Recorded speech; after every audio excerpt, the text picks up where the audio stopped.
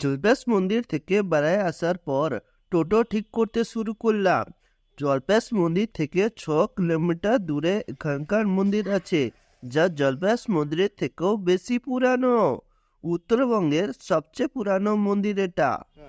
মন্দির দিয়ে রোড দিয়ে সোজা ময়নাটি চলে মেন রোড। যাই হোক, আমরা এদিক দিয়েই যাবো, অসুবিধা নেই। এবার কে যাবে? তুমি যাবে? কত? আপনারা 200 টাকা ভাড়া নিন। 200 টাকা ঠিকঠাক করে বলো। প্রত্যেকবার আসি 200 টাকা তো নেয় না। 200 টাকা নিচে পোষাবে না, রাস্তাটা খুবই খারাপ। কেন রাস্তা তো পাকা করে? না, আমি একবার তো রাস্তায় দেখলাম খোয়া ফেলা। এর আগে তো আমরা আসছি, একদম পরিষ্কার ছিল তো। যাইতেই পাইনি গেলে দেখবেন। এখন আবার ভেঙে গেলে আর কিছু করার নাই। দেখো ঠিকঠাক কর, ঠিকঠাক কর পাবেন, দেখবেন রাস্তার অবস্থা একটুও কম হবে না? ওটা রাস্তাটা দেখলে নিজেই বলবেন যে ভাড়াটা ঠিকই আছে।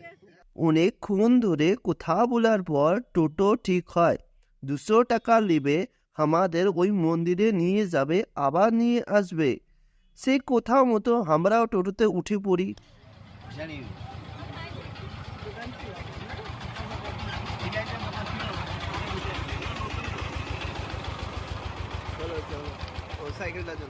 টোটোতে ওঠার কয়েক মিনিট পর মনে হয় আর যাব না।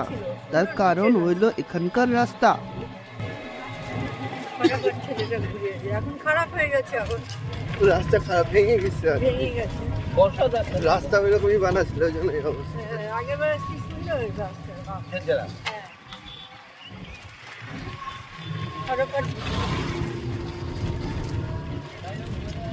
যেতেও তো কষ্ট,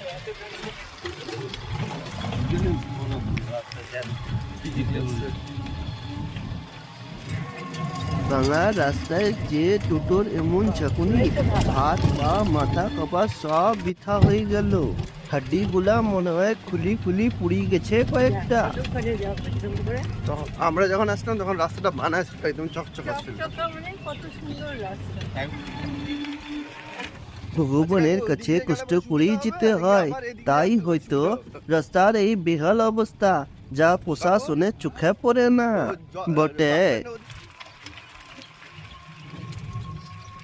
20-25 মিনিট এইভাবে যাত্রা করার পর আমরা পৌঁছে গেলাম জটিলেশ্বর মন্দিরে। মন্দিরে প্রবেশ করতে একটা অন্যরকম মনে হয়। ইতিহাসের পাতা উল্টে ঐতিহাসিক ওই দিনগুলো পৌঁছে গেছি মনে হয়। প্রথমে আমরা কালী মার দর্শন করি।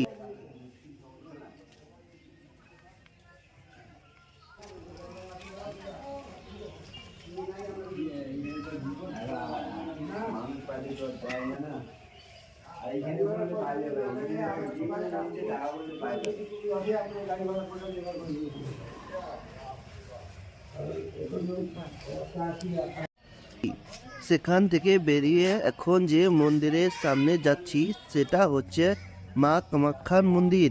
এখানে কিছুক্ষণ থাকি।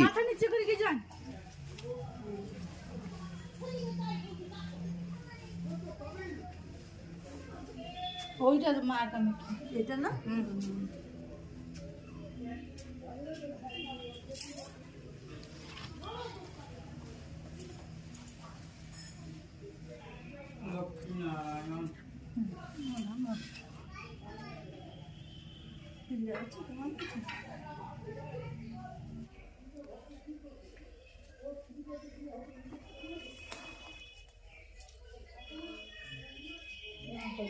পূজা অর্চনা করার পর ওখান থেকে বেরিয়ে আমরা যাব মহাদেবের মন্দিরে, যেটা বলা যায় উত্তরবঙ্গের সবচেয়ে পুরানো মন্দির। তার আগে আরো একটা মন্দির আমরা দেখিয়ে নেব। এখানে সব ঠাকুরই আছে।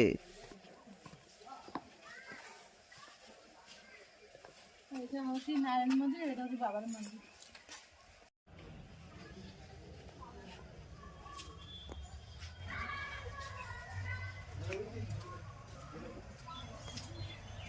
এই হলো সেই মহাদেবের মন্দির, যা দেখার জন্য অধীর আগ্রহে ছিলাম। এটা দেখে আমার মনের ভিতর আবেগ যেন উতলায় হু হু করে বাড়তে লাগলো। ইতিহাস আমার আগা গোড়ায় ভালো লাগে।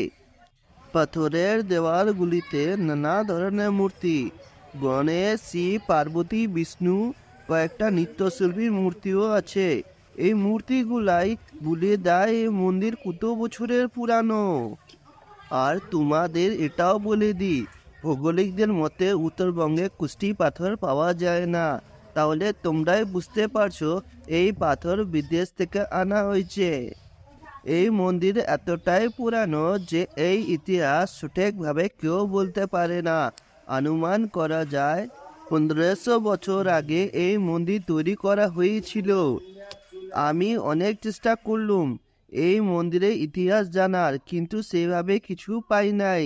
যদি তোমরা জেনে থাকো তাহলে আমাকে জানাও। আমি কথা দিচ্ছি এই মন্দিরের আসল ইতিহাস খুঁজে বের করব আর তোমাদের সামনে তুলে ধরবো।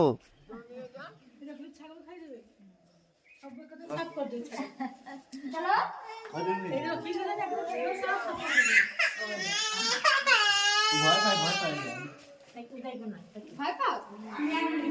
ভয় পাও? আচ্ছা, ঠিক আছে।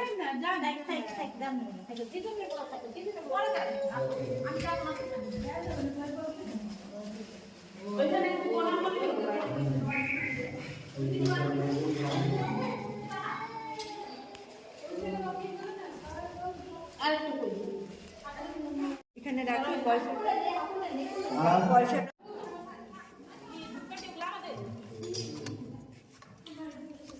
नमस्ते देवाय सब्रह्मण्यमारुराय दवेयां सुशोभितानां देवाय नमः।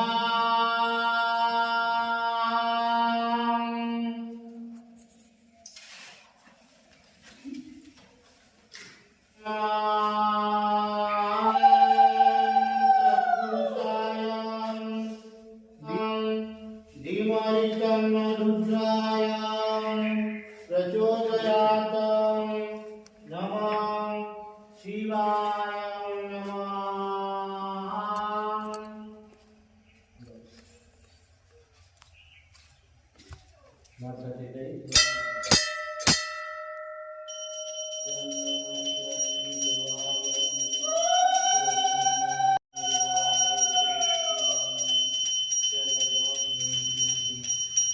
এই মন্দিরের পুরো চত্বরটা আমি ঘুরে দেখলাম, তোমরাও ভালো করে দেখো।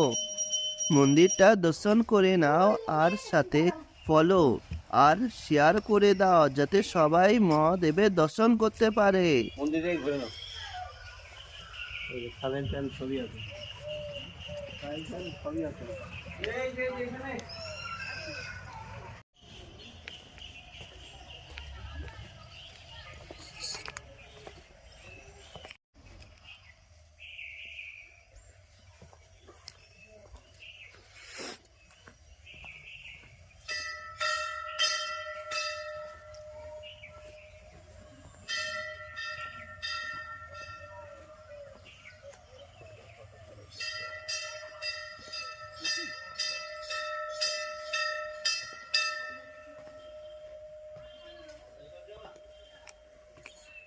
এখানকার একটা বিশেষত্ব তোমাদের জানাই, এই যে গাছ দেখছো এই গাছ সবাই তালা ঝুলা যায়।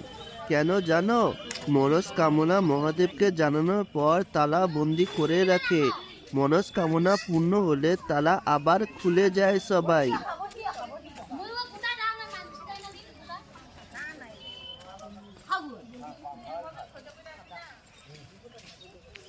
হেই দেখো এখানে মাছ ধরা কাজ চলছে। হেই ভাইদের সাথে কথা বলার পর জানতে পারলাম ইয়ারা রোজ এখানে মাছ ধরে। এই পুকুরে 10 থেকে 20 কেজি মাছ পাওয়া যায়। শুনেও মাথা ঘুরাই গেল। এই প্রকাণ্ড পুকুরে দর্শন করে পুকুরে হাওয়া লাগায় সেখান থেকে বাড়ি আসলাম। এইবার বাড়ির উদ্দেশ্যে রওনা দিব, কিন্তু কথা দিচ্ছি জটিলেশ্বরের পুরো ইতিহাস আমি খুঁজে বের করব। ততক্ষণ তোমরা আমাকে ফলো করো আর সঙ্গে থাকো। Tata, bye bye.